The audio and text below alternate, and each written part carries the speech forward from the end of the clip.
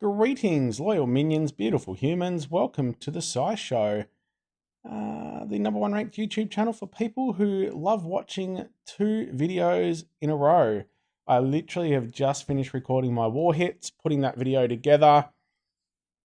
Quite exciting. There's some absolute nail biters in there, so go check that out. A couple of battles that could have just easily gone either way, and a bit of a silly song in there as well. So bit of fun for everyone. Go check that out. We are also here now to review Ironheart, the new construct hero. He was given a news feed a couple of days ago. We can see there, looking very, very tough, and was quite excited about this hero. So now we'll check him out and see what he actually looks like. It's in the Covenant summon, so it's a really good portal. There's heaps of good heroes. Don't know why they've put Dagger in there. He's a little bit older. Would have been nicer to have some newer ones. They've featured Fafnir, which is awesome. I've got 6.5 pulls or 6 pulls, so I might do those just to see if I can grab a Fafnir. As always, let's check the odds out. 0.9% chance of a legendary hero, 1.6% chance of a featured hero. So keep in mind there's 6 of them, so if you're targeting only one, there's about a 0.2, a little bit more than 0.2 chance of getting the hero you're after. But there are some pretty good ones, I'd say. They're all good, but there's probably 5 really nice ones in there. Anyway, on to Ironheart. He's a paladin that gives the Master Protect, which is quite handy. Good chance to increase your defense, but also give to nearby allies as well. Damage reduction as the Aether talent, so more help there with receiving less damage. The power creep is creeping, 1236. I was expecting this guy to be absolutely crazily strong. Now, I'm not sure. I can just glance down and unfortunately see the writing. But anyway, we'll run through. He's a member of the Construct family. So we haven't seen these heroes for quite some time with a new release. So it's nice that they're coming back. That core charges as they receive damage from normal attacks or special skills, and it then gives a passive. Now, in the past, we've had healing, we've had damage, we've had poison, some mana down. This particular one is a minion core. Now, the minion core activates each time this character's special skill is cast. With a fully charged minion core, summons a killer bot minion with 22% HP and 55% attack inherited from the caster on all allies.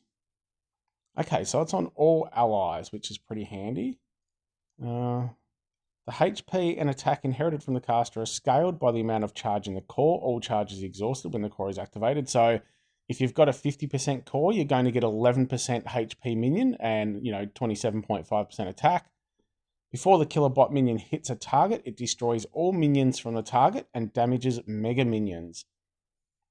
So the first time I read that, I didn't realize it was to every ally, which is pretty handy because you're then getting 5 hits from those minions that are actually going to damage mega minions. So that'll be interesting to see exactly how much that damage is. A lot of the other things that damage mega minions do 50%. So it'll be interesting to see if these minions do the same. That would be a great hero to have in a team with the vegetables, because a lot of people will take mega minions to counter those vegetables. So now you've got someone with minions who can actually hurt those mega minions as well. He does need to fire though, so keep that in mind. He's also got the other fantastic Empowered Resist special skill blocking passive.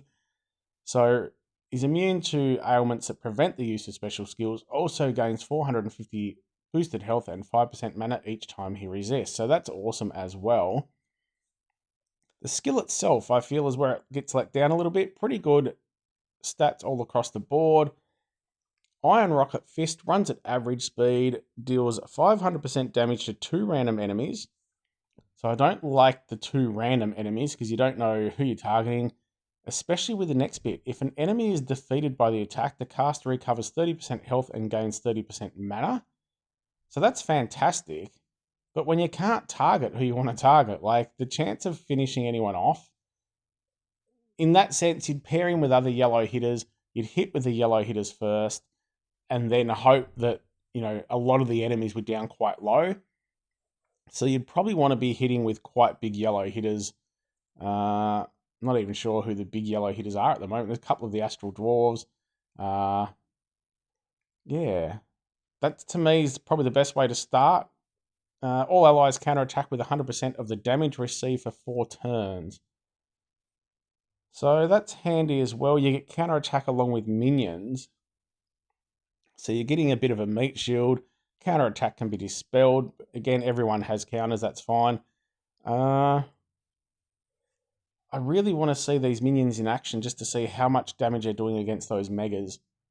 The problem is, you still don't get those minions until you fire. So if you're taking this against the team of mega minions, then they're still going to do quite a bit of damage before you get this guy charged up and fired. Artwork, it's looking pretty decent. Again, I'd like a better background. The background's kind of just boring. I'd like these pictures to tell a bit of a story about the hero. But I can assume he's going to look pretty cool with his animation going off with an iron fist. Iron rocket fist as opposed to the iron fist. So yeah, it'll be interesting to see if a little fist goes flying across the screen. But yeah, 500% to 2 random enemies. So it's a decent hit to 2, but are totally random. So yeah, as I said, the best way I can see, I mean, if you use as a support, that's fine. You're just hitting 2 random enemies. I'm not a huge fan of the fact that you can't pick those enemies. There's a few heroes I use that happens with, but I always kind of, it'd just be great if you could at least choose the first target so you know what you're aiming for. You can pick off someone who's about to die, get that extra health and mana back. Would be quite good in some of the, just if you're struggling in map stages and that sort of thing. Again, depending on the level that you're playing at, because he is going to charge himself back up with that mana if you can kill a target. And then the counterattack.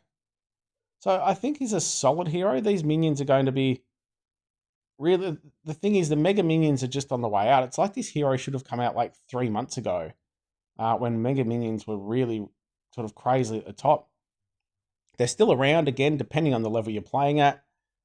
We don't see a heap in our wars at the moment, especially all across the board. You'd probably see them more, as I said, coming in attack teams to try and counter the fiends from the vegetable heroes. So it could be good on a defense team if you have those harvest vegetable heroes. This guy goes in there to give a bit more oomph against those mega minions. You'd kill 2 of them basically with the hit, and then your minions are going to start picking the rest of them off. So, yeah, it's 55% attack is reasonable for a mega minion, but for a minion. But you're probably going to be doing maybe, what would that be? Probably anywhere between 100 and 200 absolute max, I would say.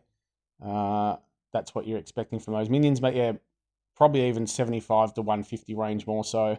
But very, very interested to see them when they come out. Destroys all minions, so that's handy. But again, there's not many minion heroes in the meta. But if you're at that level where you're coming across a lot of minions, that's going to be awesome because it's going to wipe those out.